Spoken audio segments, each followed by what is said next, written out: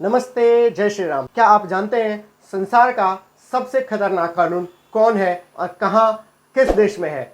वो कानून ना अमेरिका में है, ना रशिया में है, ना यूरोप में है, ना अरब देशों में है। वो कानून है भारत में। और वो कानून इतना खतरनाक है कि यदि किसी के साथ आपके प्रॉपर्टी पे किसी ने कब्जा कर दिया तो उसके विरोध में आप न सुप्रीम कोर्ट जा सकते हैं, न हाई कोर्ट जा सकते हैं, न सेशन कोर्ट जा सकते हैं और ना ही पुलिस में रिपोर्ट लिखवा सकते हैं। आप और हम आशा करते हैं कि कानून कैसा होगा। कानून जेंडर बाइज्ड नहीं होना चाहिए, कानून रिलीजन बाइज्ड नहीं होना चाहिए, कानून रंग भेद में कोई बाइज्ड नहीं होना चाहिए, कानून सबके लिए समान होना चाहिए, जैसा कि हमारा संविधान है, यानी कि समान विधान, सबके लिए समान विधान होना चाहिए सबके लिए। परंतु ये कानून ऐसा है जिसमें एक धर्म को इतना बढ़ावा दिया जा रहा है कि वो धर्म चाहे तो किसी भी धर्म के प्रॉपर्टी समाप्त कर सकता है।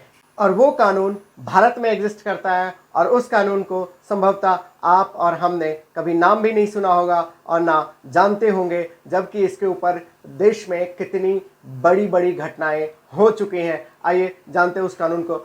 और वो कानून है वक्फ बोर्ड एक्ट 1995, जो भारत में है, हमारे और आपके बीच में। संभवतः हम और आप इसका नाम, कई लोग तो पहली बार सुन रहे होंगे ये कानून, और कई लोगों को इस कानून के ऊपर विश्वास नहीं होगा। ये कानून इतना भयावह है और कुछ लोग तो कहेंगे सच में ऐसा कानून एग्जिस्ट करता है। तो उन लोगों के लिए, जिन लोगों को लगता है ये एग्जिस्ट नहीं कर सकता, वो लोग गूगल कर सकते हैं और संभवतः एक वीडियो भी एंड में लगा दूंगा जिसको आप देख के आप जान सकते हैं ये कानून कितना भयावह है। इस कानून की भयावहता पे हम बात करते हैं, ये कानून कितना भयावह और डरावना है।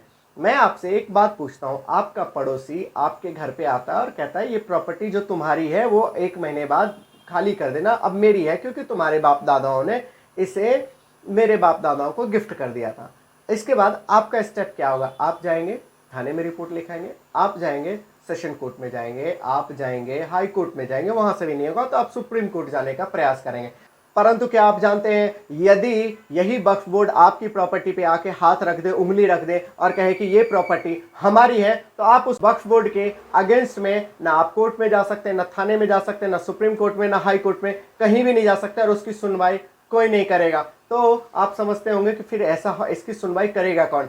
मैं आपको बताऊंगा कि इसकी सुनवाई कौन करेगा और कहां होगी इसकी सुनवाई। परंतु उससे पहले हम थोड़ी सी इस विषय में, इस वक्फ बोर्ड एक्ट के विषय में थोड़ी सी जान लेते हैं ताकि आपको समझने में और आसानी हो जाएगी। वक्फ बोर्ड एक्ट के आने से पहले या एक्ट के आने के बाद आप देखेंगे कितने जमीनों में वक्फ बोर्ड के और मुस्लिमों के पास जमीनों में कितना इजाफा हुआ है। हमारा सुप्रीम कोर्ट ही कहता है कि डिफेंस और रेलवे के पास यदि किसी के पास सबसे अधिक जमीन है तो ये वक्फ बोर्ड है। अब वक्फ बोर्ड में जमीनें आपने देखेंगे मजारों के नाम पे जमीनें हैं, मस्जिदों के नाम पे जमीनें हैं। और मस्जिद और मजारे आपने सोचे होंगे कि ये तो बहुत कम है, इतने है ही नहीं, ये दिखते ही इतने नहीं है। तो आपको बता दूं, बहुत सारे खाली जमीनों पे इन्होंने वक्फ बोर्ड ने कब्जे कर रखे। तभी भारत में सबसे अधिक जमीन इनके पास है, रेलवे और डिफेंस के बाद। अब एक सोचने वाला विषय यह है कि मुसलमानों की जनसंख्या भारत में केवल 25% है, परंतु यदि संसाधनों की बात करें, जमीनों की बात करें, तो उसके पास तीसरी सबसे बड़ी जमीनें हैं देश में, जो अपने आप में हमारे और आपके लिए एक आश्चर्यचकित करने वाला विषय है कि इतनी जमीनें उसके पास हो कैसे सकती है। तो आप लोग अंदाजा लगा सकते हैं कि इतने जमीनें इसी वक्फ बोर्ड ने हथियाए हैं। और ये वक्फ बोर्ड हथिया कैसे लेता है, इस विषय में हम बात करते हैं। वक्फ बोर्ड ने आपके पास जमीन देखा खाली पड़ा है, आपने देखे होंगे कई लोग मर जाते हैं तो उसके कोई बच्चे नहीं हुए तो उसकी ज़मीनें खाली पड़ी रहती है। कई ज़मीनें बंजर भूमि रहती है, वो खाली पड़ी रहती है। गायों को घास चरने वाली ज़मीनें रहती हैं, भैंसों को घास चरने वाली ज़मीनें रहती हैं, और कई नदी जो सूख गए होते हैं और तालाब जो सूख गए थे वो ज़मीनें होती हैं। उन ज़मीनों को वक्फ बोर्ड क्या करता है? कब्जा करता है और कहता है ये हमारा ज़मीन है। और यही नहीं, आपको वो अगले वीडियो में बताऊँगा कि इससे पीड़ित कौन कौन से लोग हैं। आपको क्या लगता है, इस वक्फ बोर्ड ने केवल खाली जमीनें ही हथियाई हैं, खाली तालाब और नदियों के सूखे जमीनें ही हथियाई हैं? ये इन्होंने गांव के गांव हथिया लिए हैं, गांव के गांव वक्फ बोर्ड के नाम पे कब्जा कर लिए हैं, और जिसके विषय में हम और आप सोच भी नहीं सकते हैं। इस विषय में मैं आपको कौन कौन लोग इससे पीड़ित है, किस किस गांव में पीड़ित है, कहां कहां पीड़ित है, इसको अगले वीडियो में बताऊंगा। आइए जानते हैं इस खतरनाक कानून को लाने वाले कौन थे, किसके लिए लाया गया था और क्यों लाया गया था। इस कानून को लाने वाले अपने पीवी नरसिम्हा राव जी थे, जिन्होंने 1995 में मुसलमानों को खुश करने के लिए ये कानून लाया था। अब आप कहेंगे मुसलमानों को खुश करने के लिए, तो मुसलमानों को खुश करने के लिए कांग्रेस ने देश के 3 टुकड़े कर दिए। जब देश को 3 हिस्सों में बांटने के बाद भी कांग्रेस को खुशी नहीं मिली, प्रसन्नता नहीं मिली, तो हिंदुओं के हनन करने के लिए सबसे दुनिया का सबसे बड़ा खतरनाक कानून वो भारत में लेके आते हैं, जिस कानून का नाम होता है वक्फ बोर्ड एक्ट 1995।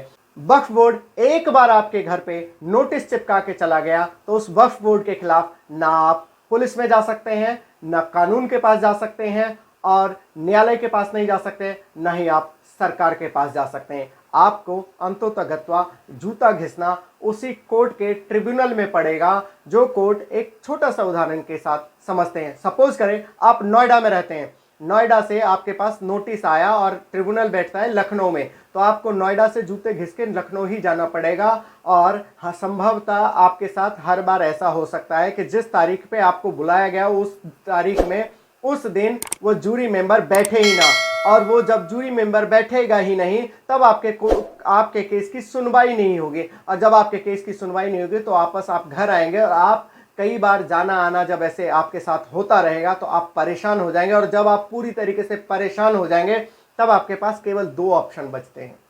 आप कहेंगे मैं जमीन नहीं दूंगा, धरने पे बैठ जाएंगे। धरने पे बैठ जाएंगे, इसका कोई आपके पास समाधान नहीं है, क्योंकि जब आपके पास धरने पे बैठेंगे तो आपका जिला मजिस्ट्रेट ही आपके पास एक फोर्स लेके आएगा और आपको उठा के उस जमीन को बुलडोज करेगा और तोड़ देगा और आपको वहां से हटा देगा। ये कानून बस इतनी छोटी सी भयावहता है, और इसकी भयावहता को और आप जानना चाहेंगे? इसके भयावहता इससे बड़ी ये है कि इस कोर्ट में बैठेगा कौन कौन। तो इस कोर्ट में बैठने वाले एक एमपी है जो केवल मुसलमान होगा, एक एमएलए होगा जो केवल मुसलमान होगा, एक मुतल्लिक होगा जो केवल मुसलमान होगा, एक